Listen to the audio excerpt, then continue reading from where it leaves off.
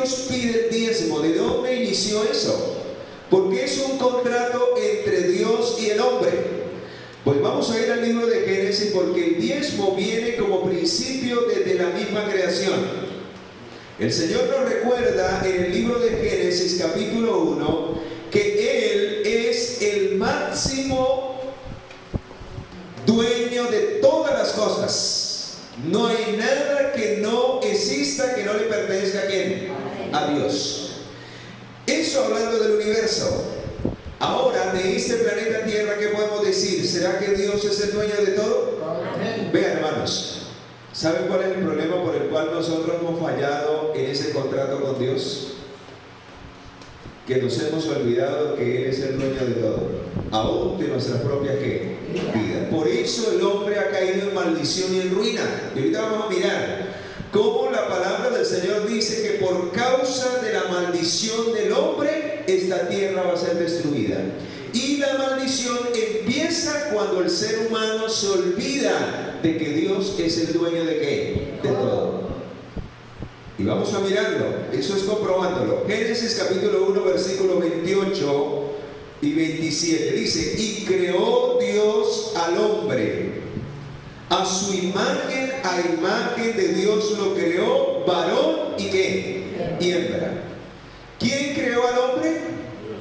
¿Quién nos creó a nosotros? Dios. Y algunos dirán, pero eso fue Adán y Eva. Yo fui formado fue en el vientre de mi madre. Pero cuando usted va al Salmo 139 dice que en el vientre aún de nuestra madre el Señor nos ¿qué? Nos formó. Así que usted y yo somos también creación ¿de quién? Del Señor. Pero cuando Dios creó al hombre y a la mujer, ya había creado todas las demás cosas. Y ahí es donde empieza el contrato. ¿Por qué? Porque cuando Dios crea al hombre, le presenta toda su empresa. Le presenta todo lo que él había hecho y que le pertenecía a él, pero que ahora lo iba a entregar ¿a quién? Al ser humano. Versículo 28. Y aquí es donde empieza el Señor a hacer del hombre un socio, un administrador, un mayordomo. Y vean lo que le dice el Señor. Los bendijo, o sea, los casó. Y les dijo, fructificad, multiplicaos, llenad la tierra y sometedla. ¿De quién era la tierra? ¿De quién era el mar? ¿De quién eran los cielos? ¿De quién eran los peces? ¿Quién los había creado los días anteriores? Dios. Pero dice aquí que cuando Dios creó todo y creó al hombre, le dijo, llenad la tierra, sometedla, ejerced potestad. ¿Qué le estaba diciendo? Es mío, yo lo creé, pero yo le doy la potestad a usted de que usted domine sobre todo lo que yo he creado. Y saben, mis amados, desde el mismo Edén, el Señor se reservó el diezmo. Desde el mismo Edén. Ahora hago la pregunta, a ver si captamos la idea, captamos el principio. Así que Dios le dio todo el dominio de todo lo que había sido creado. Y le dijo, multiplíquense, dominen, administren todo, aún las bestias que se mueven sobre la tierra. Pero ¿qué fue lo único que Dios se reservó para él? Él se reservó algo y les dijo, les doy para que administren todo, pero hay algo que ustedes no pueden administrar, porque es para mí, es mío. Y lo dio y lo colocó entre los hombres. Ese era el cometido del árbol de la ciencia del bien y del mal, para que fuese una señal de ¿qué? De obediencia. ¿Saben, mis amados? Ahí empieza el principio del diezmo. Cómo Dios se reserva todo a pesar de que nos lo ha dado ¿qué? Todo. Vamos a ir al texto donde el Señor se reserva el único árbol entre millares de árboles. Dios se reserva algo para él y es una prueba de fidelidad. Dice el versículo 16: Y el 15 dice: tomó pues Jehová al hombre y lo puso ¿dónde? En el huerto. Administren el huerto, disfruten de todos los árboles, coman de todo lo que hay allí, labren la tierra, cuídenla. Y mandó Dios Jehová al hombre diciendo: de todo árbol podrás comer, pero del árbol del conocimiento del bien y el mal no comerás, porque el día que de él comas, ciertamente ¿qué? Morirás. Y por eso, mis amados, aquí empezamos a ver el principio del diezmo, de cómo Dios, a pesar de que es el dueño de todo y ha dado todo para administrar al ser humano, Dios siempre se reserva algo para él, para probar nuestra fidelidad, nuestra obediencia. Y saben, aquí alguien me puede decir: pero hermano, ya el sistema levítico, eso ya era para el Antiguo Testamento, esas leyes fueron abolidas.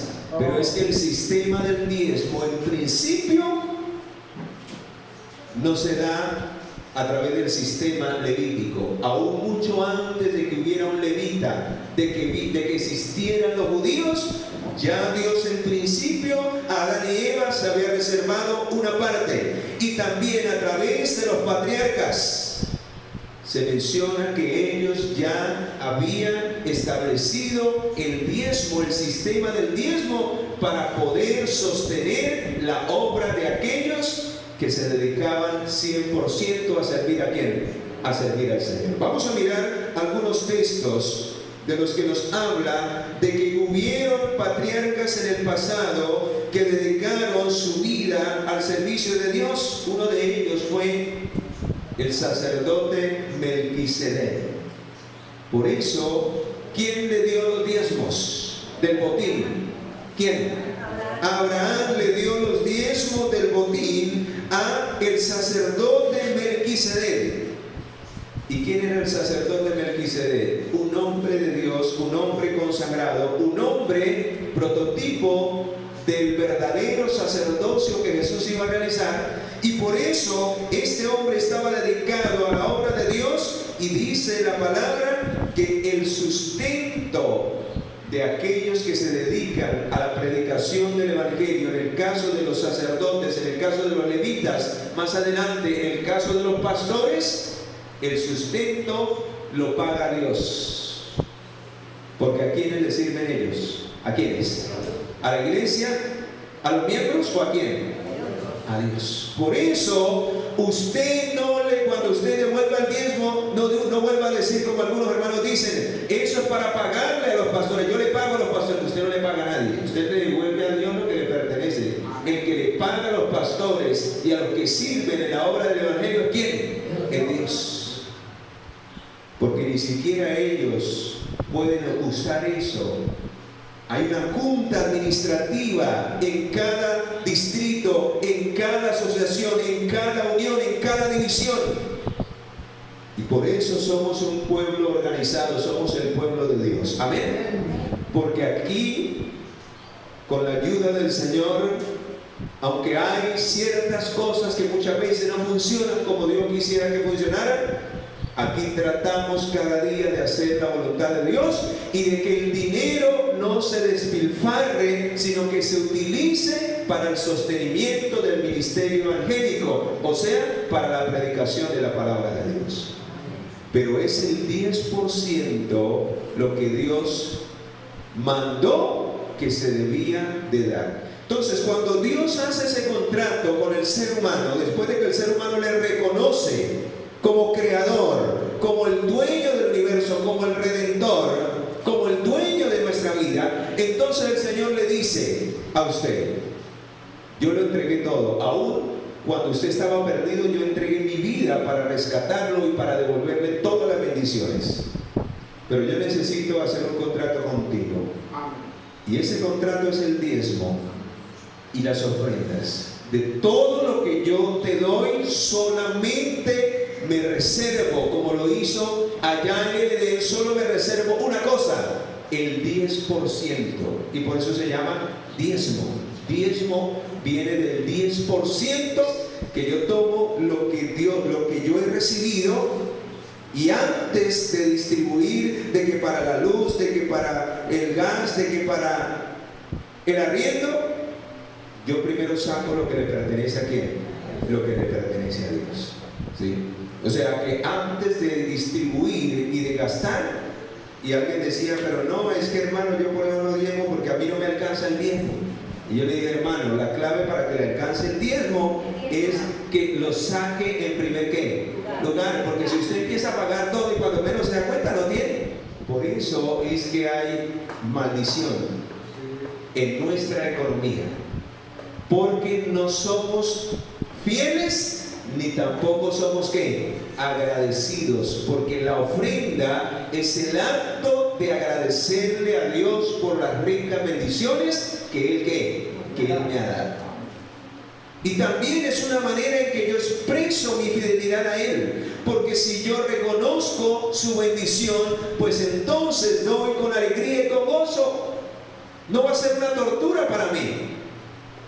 Vamos a mirar el principio si eso el Señor lo estableció o no. Vamos a ir al libro de Levíticos capítulo 27, para que usted le muestre a la persona, porque ahorita hay mucha controversia en cuanto a esto. Dicen que se están robando, que solo es pedidera de plata, que eso era para los antiguos, que eso era solo para los judíos. Pero vamos a mirar qué dice la Biblia. Vamos a mirar según la Biblia en el Antiguo y en el Nuevo Testamento que eso sigue vigente y aún el mismo Señor lo ratificó. Amén. Dice versículo 30, Levítico capítulo 27 versículo 30. ¿Dónde está el principio? Dice el diezmo de la tierra, tanto de la simiente de la tierra como del fruto de los árboles, ¿es de quién? Porque todo le pertenece a Él y Él solamente le dice, devuélveme. ¿Cuánto? El diezmo de todo lo que pertenece al Señor. Y dice al final, todo será consagrado y cosa santísima para Jehová. Hermano, ni siquiera es santo el diezmo. Es como santísimo. Ahora hago una pregunta. ¿Por qué muchas veces, y aquí viene una reflexión para nosotros, hermano, porque yo he visto mucho eso, si el diezmo es tan sagrado, ¿por qué venimos aquí a cambiar vueltos de diezmo? ¿Por qué venimos a hacer el diezmo aquí en la iglesia? ¿Por qué venimos a buscar el sobre aquí con la plata por ahí suelta si eso es sagrado? No debería ser hecho en nuestros hogares en un momento solemne, cuando usted tenga el dinero, usted arrodillarse. Si no tengo sencillo, busco sencillo para dar lo que a Dios le pertenece y oro al Señor y le digo, gracias Señor por bendecirme, por darme de todo lo que tú me das, y ahora te devuelvo lo que te pertenece a ti, y te agradezco a través de esta ofrenda por haberme dado más de lo que yo merecía. Y saco y deposito en el sobre y lo sello y lo coloco en un lugar especial donde no se me olvide para llevárselo al Señor. ¿Saben, hermanos? Ya le doy la palabra. ¿Saben, hermanos? Si hiciéramos así, sí cumpliríamos lo que dice el principio, que el diezmo realmente es santísimo, consagrado ¿a quién? Y es algo sagrado para el Señor. Pregunto, ¿usted toma algo sagrado como cualquier cosa? No, hermanos. Y a mí me da tristeza cuando veo a los hermanos con los sobres acá, llenándolos. Eso es una falta de respeto al Señor. Y yo creo que lo sagrado es lo sagrado y debe tomarse de esa manera. Si alguien está fallando en eso, pídele perdón al Señor y cambie su actitud cuando venga a adorar. Pregunto, ¿eso no fue lo que le pasó de una manera categórica a Ananías y a Zafira? Pregunto, ¿ellos qué prometieron al Señor? ¿Ustedes recuerdan qué prometieron? ¿Alguien recuerda esto? Ellos prometieron un diezmo o una ofrenda. ¿Qué fue lo que prometieron? Una ofrenda. Pregunto, hermanos, si la ofrenda es tan sagrada, cuando usted promete delante de Dios devolver eso, si es tan sagrado y tan solemne, pregunto, ¿cuánto más el qué? Y quiero compartir este párrafo que encontré en base a este punto, para que nos quede claro. Cuando nosotros dedicamos algo para el Señor, en el caso del diezmo ahí no hay dilema, es el 10%. Ahora en base a la ofrenda, vamos a escuchar. En base al diezmo lo tenemos claro, el 10 o más, menos, no. Eso es como los 10 mandamientos. Si volvemos al 9 o el 8 o el 7, estamos fritos. Dios ha dispuesto que la proclamación del Evangelio dependa de las labores y las dádivas de su pueblo. Hablando acerca de la lección, o refiriéndose a la lección del propósito del ¿qué? Del diezmo. ¿Cuál es el propósito del diezmo? De que la obra de la predicación, el sostenimiento del Evangelio dependa de las dádivas ¿de quién? Del pueblo de Dios. Las ofrendas voluntarias y el diezmo constituyen los ingresos de la obra del Señor. Dice, escucha, voy a volver a leer. Las ofrendas voluntarias y el diezmo constituyen los ingresos de la obra de Dios. Ahora hago una pregunta. ¿Por qué ingresan ingresos, perdón la redundancia, por qué ingresan ingresos de otra manera a la tesorería? Si es la única que Dios ha aprobado, es esta. Y cuando hablo de esos ingresos, ¿a qué me estoy refiriendo? ¿Alguien me capta la idea? Pregunto, ¿hay otra manera en que podemos ingresar dinero a la tesorería de Dios aparte de esta que el Señor acaba de decir? No hay. Ofrendas voluntarias y ¿qué? Y diezmo. O sea, hermanos, ¿será que Dios aprueba esa venta de comidas a través de las cuales hacemos fondos para ingresar a la tesorería de la iglesia? No, Dios no aprueba eso. Y dice en Consejo sobre Mayordomía que esas ofrendas que entran a la tesorería a través de comilonas, de bazares, de ferias, de bingos y de un montón de cosas que se han inventado, son ofrendas cojas y muertas que no llevan la bendición de Dios. Porque el único medio que Dios ha dispuesto para que entren a la tesorería los recursos son ofrendas voluntarias y el ¿qué? Y el diezmo. Ahora hago la pregunta, ¿por qué Dios no acepta ese tipo de ofrendas a menos que sean voluntarias? Convertimos la casa ¿en qué? ¿La casa de Dios en qué? En plaza de mercado. Y hay que tener cuidado con eso, hermanos. Pero hay un problema más grande cuando el pueblo se acostumbra a ingresar ese tipo de ofrendas a la tesorería. ¿Cuál es ese problema más grande al cual quiero que lleguemos? Y que es la raíz por la cual Dios estableció el sistema del diezmo y de la ofrenda. ¿Cuál es ese problema que Dios quiere acabar? Les doy una pista. ¿Cómo? Ahí está el problema, hermanos.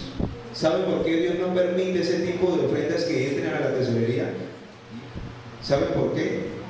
Porque el ser humano se acostumbra a que si yo le doy, usted me ¿qué? Usted me da. Pregunto, ¿dejamos de ser egoístas así?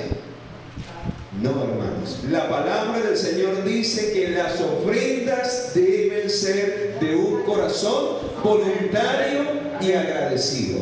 Cuando usted se acostumbra a que si le dan un hallaco, entonces usted paga por ese hallaco, y entonces usted dice, de esa manera estoy apoyando los fondos de la iglesia, llegará el día en que a usted le cueste dar una ofrenda para el Señor, a menos que la iglesia le dé algo que a cambio, y se alimenta el egoísmo en el corazón. Vea qué lindo que la experiencia de nosotros como pueblo de Dios. ¿Y saben por qué pasa eso?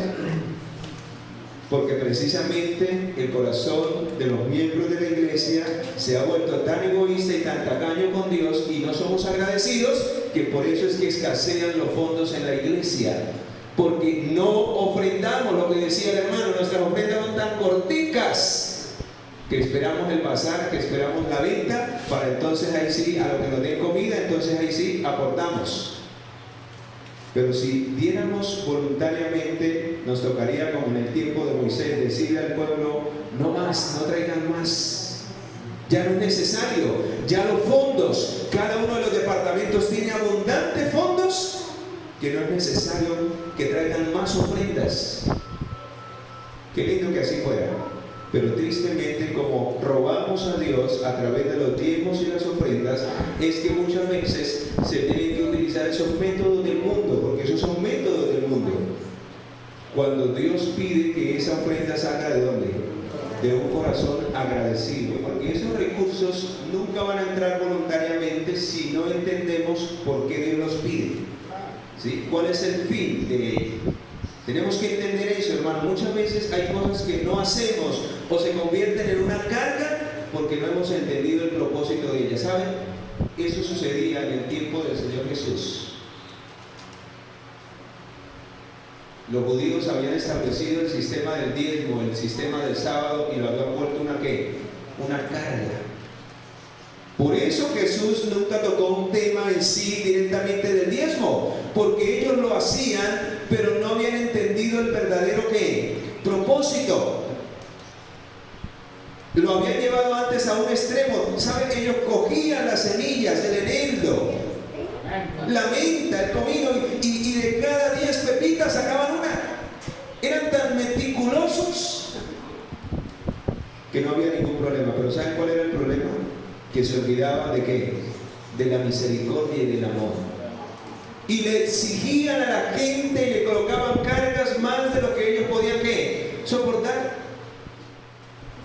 Ahora vamos a mirar lo que dice aquí. Las ofrendas voluntarias y el diezmo constituyen los ingresos de la obra de Dios. No hay otro medio. Porque a los levitas, cuando hubo la repartición de la tierra de Canaán, a ellos no le dieron herencia.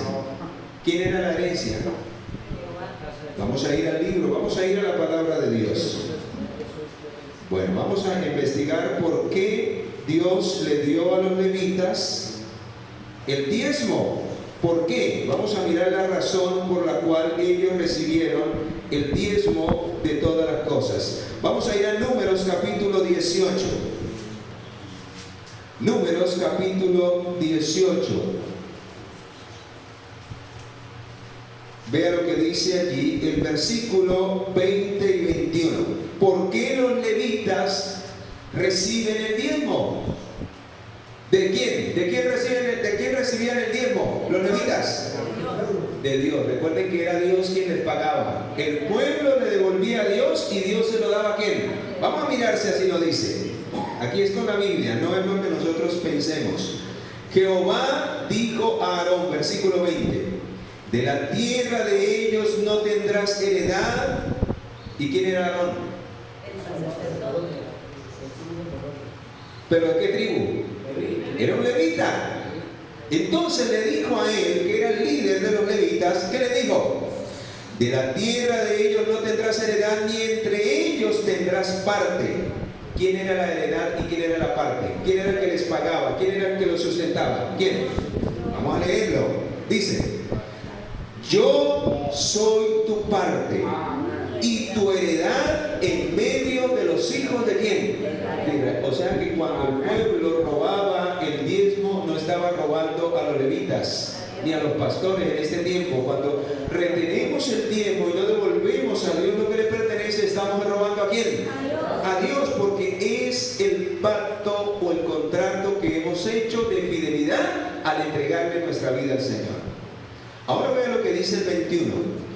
Yo he dado a los hijos de Leví, ¿cuántos? Todos los diezmos en casa de Israel como heredad por su ministerio, por cuanto ellos sirven en el ministerio del tabernáculo ¿de qué? De reunión. ¿Por qué se le daba el diezmo a los levitas? Porque ellos no podían sembrar. Ellos no cultivaban, no tenían tierras. ¿Y de qué iban a qué? A comer. Pero ellos servían a Dios, se entregaban de llenos y ellos suplían el alimento espiritual ¿para quién? Para el pueblo. Y Y vean lo lindo, cómo se trabaja, cómo este sistema une. Mientras que unos trabajan para preparar el alimento espiritual, para alimentar al pueblo espiritualmente, los otros trabajan preparando el alimento material para alimentar a aquellos que nos alimentan espiritualmente. Tremendo, qué maravilloso, cómo todo armoniza cuando seguimos el orden y el mandato de ¿quién? Del Señor. Pero cuando uno de los dos falta, porque aquí no solamente tiene que ver con aquellos que no devuelven el diezmo, cuando los líderes, los pastores o los levitas no cumplían, también había maldición para ellos. Por eso hay personas que dicen, no, yo no diezmo porque eso, vea lo que hace el pastor. Hermano, usted cumpla con su cometido, porque al pastor, ¿con quién es que le toca encontrarse? Con el Señor. Si él no cumple su ministerio como Dios lo ha llamado, si él está comiendo de lo que Dios le da indignamente porque no trabaja de acuerdo a lo que recibe, ¿quién es el que le da la sentencia? ¿Quién es el que le extiende maldición? Dios. Así que esto es con Dios. A veces miramos y colocamos nuestra mirada en el otro. Esto es con Dios, mis hermanos. ¿Qué pasa entonces cuando un filigrés no da el diezmo? Es con Dios. Esa persona está cargando maldición. ¿Es con quién? Con Dios. Y lo mismo los pastores cuando no trabajan, cuando no sirven en la obra de acuerdo a lo que reciben. ¿Con quién se las tiene que ver? Con Dios. Vamos a mirar lo que dice el versículo 26. Leamos. Hablarás a los levitas y les dirás: cuando toméis los diezmos de los hijos de Israel, que os he dado como vuestra heredad, vosotros presentaréis de ellos como ofrenda mecida a Jehová el diezmo de los diezmos. O sea que aún los pastores también tienen que ¿qué? Tienen que diezmar. Ellos no me salvan, porque no es que para ellos también Dios requiere un contrato. Porque ellos no trabajan para los hombres, pero sí trabajan ¿para quién? Para Dios directamente. Entonces, los pastores también diezman. Diezman también ellos. Tienen que diezmar. A la misma tesorería, para el mismo pago de ellos. Pero se sustrae como un acto de obediencia y de fidelidad también ¿a quién? A Dios. Para que su corazón tampoco se llene de orgullo, de egoísmo y no de lo que Dios les saque, de lo que Dios les ha dado. ¿Sí? Entonces hay que tener esto presente. Ahora vean lo que termina diciendo el párrafo que estaba compartiendo. Las ofrendas voluntarias y el diezmo constituyen los ingresos de la obra del Señor. Escucha, de los medios confiados al hombre, Dios reclama cierta porción, la 10ª parte. Eso está claro. Pero ahora vean en cuanto a las ofrendas. Escucha. Los deja libres a todos de decir si han de dar más que esto, menos no. Pero cuando el corazón se conmueve por la influencia del Espíritu Santo y se hace un voto de dar cierta cantidad de ofrenda, cuando Dios toca el corazón a través del Espíritu Santo y se hace un voto de dar cierta cantidad, el que ha hecho el voto no tiene ya ningún derecho de la porción consagrada a Dios. Y por eso en el libro de Malaquías, que fue el texto base con el cual quiero cerrar en esta aplicación, dice allí en el versículo 9 que de una o de otra manera nosotros nos hemos vuelto ladrones. Unos porque no devuelven la 10ª parte de lo que reciben en bendición, y otros porque no son agradecidos con Dios, dan mezquindad a la obra del Señor. Siempre esperan recibir más, pero cada vez dan ¿qué? Menos. Y otros prometen dar ofrendas y finalmente ¿qué? Les pasa como a Ananías Dios sabe cuánto hemos recibido, cuánto nos ha dado. ¿Robará el hombre a Dios? Versículo 8, pues vosotros me habéis robado y aún preguntáis en qué te hemos robado. ¿En qué? En vuestros diezmos y en vuestras ofrendas. Y parece algo ilógico, las ofrendas, ¿cómo así? Si las ofrendas son voluntarias, ¿por qué hemos robado al Señor? Porque muchas veces prometemos algo y no lo que. Y porque Dios es tan grande en bendiciones, que de todas esas bendiciones nosotros no somos agradecidos ¿con quién? Con Dios. Y pregunto, si Él por algunos minutos nos cortara el oxígeno, ¿qué pasaría, hermano? ¿Qué pasaría? ¿Y dónde queda toda la plata que hemos acumulado? La motico. ¿Dónde quedaría mi motico? Ahí, para que otro la use. Entonces, pregunto, ¿estamos en deuda con el Señor? ¿Estamos en deuda? Sí. ¿Deberíamos ser agradecidos? Sí. ¿Y cuál es la manera de expresar nuestro agradecimiento, nuestra gratitud? A través de las ofrendas. ¿Cuál es nuestra manera de expresar nuestra fidelidad? A través de los diezmos. Y por eso dice el versículo, escucha el versículo 9, malditos sois con maldición. O sea, nos convertimos en malditos y aparte de eso el Señor añade maldición.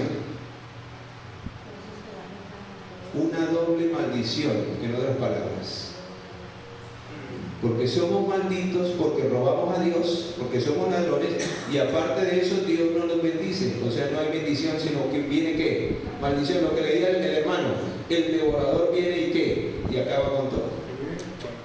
Por eso muchas veces, recuerdo el otro día que íbamos hacia cierto lugar, y yo cuando compré esta moto, yo dije, esta moto es consagrada al Señor, para el servicio del Señor. En otras palabras, la diezmé o la ofrendé. Para donde requiere la obra, allá la he hecho, así se acabe. Pero allá llego a servir al Señor. Y recuerdo que me fui con otro hermano. Íbamos para Montevideo. Y el hermano dijo, uy, hermano, usted va a meter esa moto nuevecita por allá la acaba. Y yo le dije, si se acaba, el Señor me da para otra, pero yo voy a llevarla ahora. ¿En qué me voy? ¿A pie? Teniendo la moto. Y el hermano le dolía más que a mí. A mí no me dolía. Porque eso era del Señor, yo ya se lo había ofrendado a Él. Y si el Señor requería que yo fuera allá con otro, pues vamos para allá. Y el hermano, 6 meses después, se compró una moto nuevecita. ¿Y usted qué cree? ¿El hermano era que la metería por allá? No, aquí en la ciudad. Y usted va y mira mi moto, nuevecita. Y usted va y mira la moto del hermano un año después. Estartalada, se motorió.